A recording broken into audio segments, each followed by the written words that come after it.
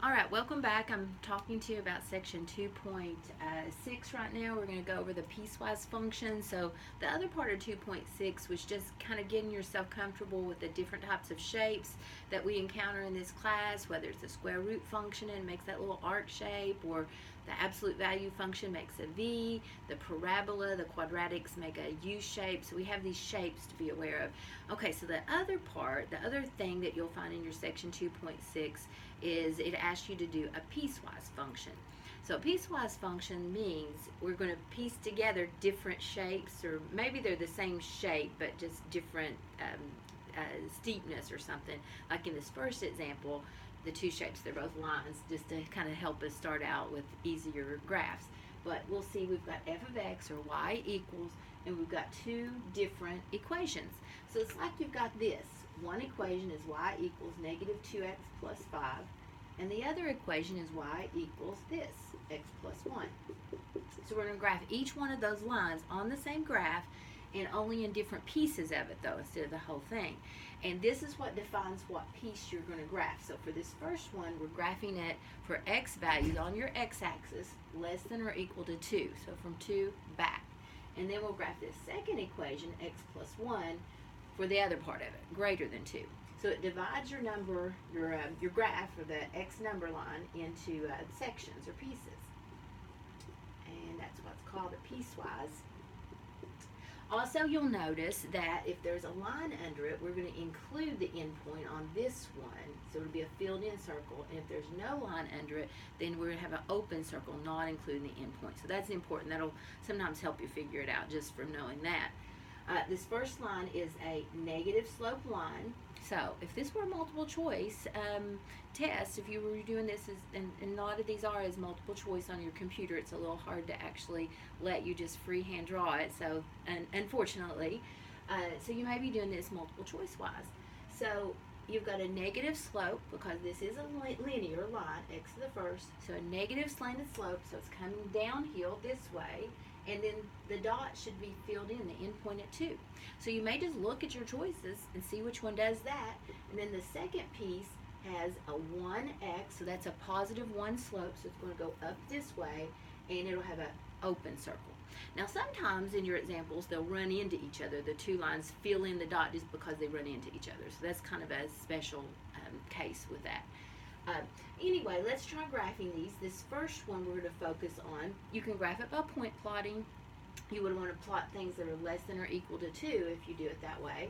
So maybe fill in 2, and then some things that are less than 2, like 1 and 0. Or you could graph it by slope-intercept method. That's another option. The intercept would be 5, so 1, 2, 3, 4, 5, with a slope of negative 2 over 1, so that's down 2 over 1. And then we just draw it in big time, but we want to stop at x is 2 right here. Let's see if I got it. At x is 2, and say we only want that piece of the graph, right? So from less than or equal to 2, that side back. Then, and also, like I said, you could have used this method. Plug in 2 for x. Negative 2 times 2 is negative 4 plus 5. Let's see, that's 1. So over 2 should have been up 1. Looks like I did okay. And then I could have plugged in 1 and got some other points to plot that way as well. So either point plotting or slope-intercept method works, or a line. Then the second one, y equals x plus 1. Again, you have options here. If I were point plotting, I'd pick things greater than 2. Now you can pick 2, but just remember it'll be an open circle at 2. You're not going to include that endpoint because it's not a line under it. So if I fill in 2, 2 plus 1 is 3. So over 2, it's up 1, 2, 3, and I'm going to have an open circle there. Then if I fill in, say 3, 3 plus 1 is 4. So over 3 is up 4, and then I can connect the dots, and that would be my piecewise graph. From here back, I have this defined line with a negative slope and a filled-in circle, and then for the second half of the graph, from 2 over. So we can do this multiple examples, but that's the base idea of it for any piecewise graph. You could have 3 pieces of a graph. Some of your pieces could be parabolas or square roots. You can have all kinds of different things in there. So this was just starting this out kind of gentle with lines. All right, let me find another one. For example, this is in your textbook, an example. And don't forget to kind of look at those. Sometimes you can practice in your textbooks and the odd answers in the back of the book, so you can check your work and practice if you feel like you need extra work on something. All right, so I'm picking this out of your textbook. It's number 31 on section 2.6. And it's got 3 pieces. Like I said, sometimes that's a thing.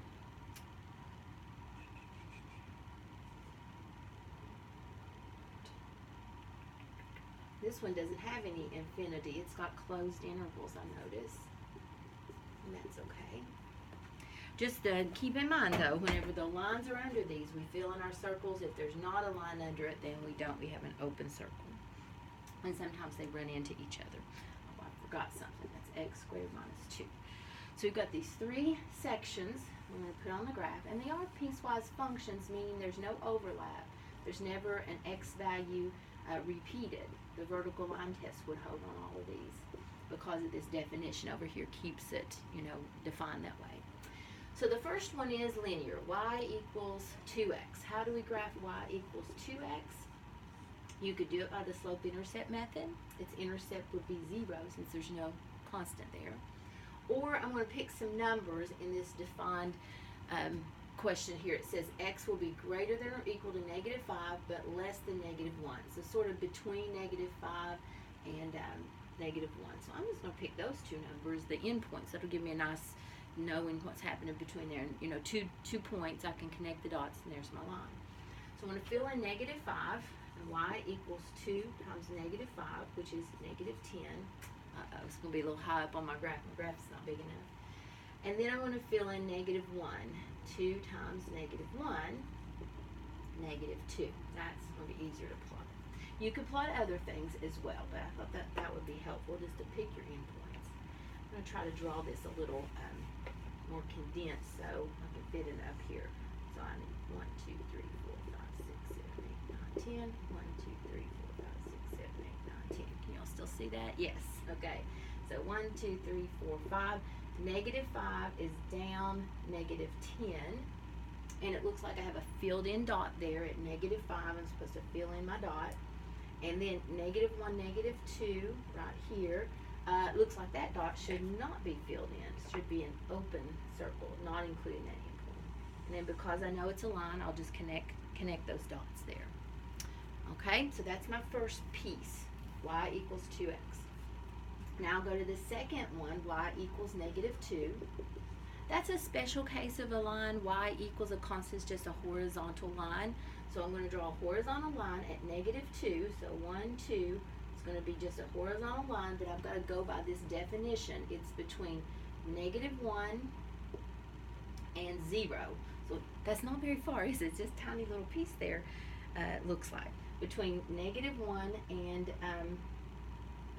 0, so it'll be a flat line, and it looks like I fill in this circle, and this side it should be open. So this is an open circle, and this one's filled in. Well, look what happened. Sometimes that happens. They run into each other, and it fills in what would have been an open circle because they shared that point.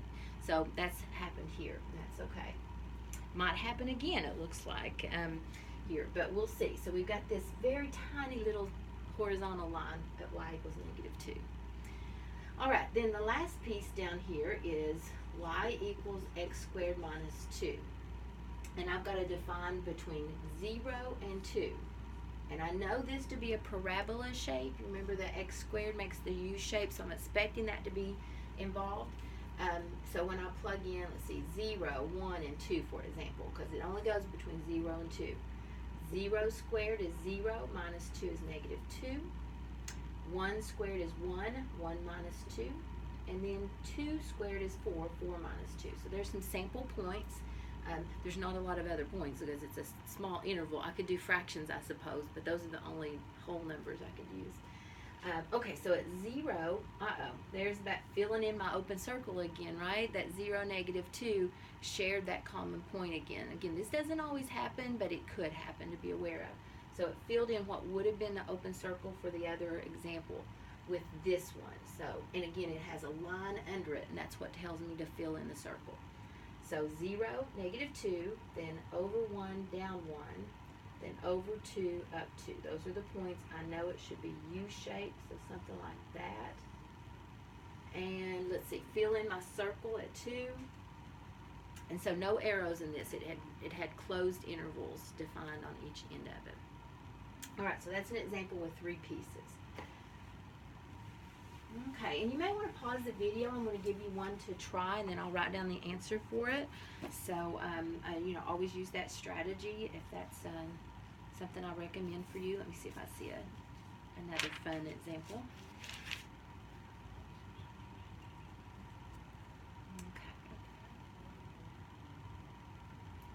All right, now we're going to look at number 29. It just has 2 pieces, but I think I like that one because it has a partial parabola in it.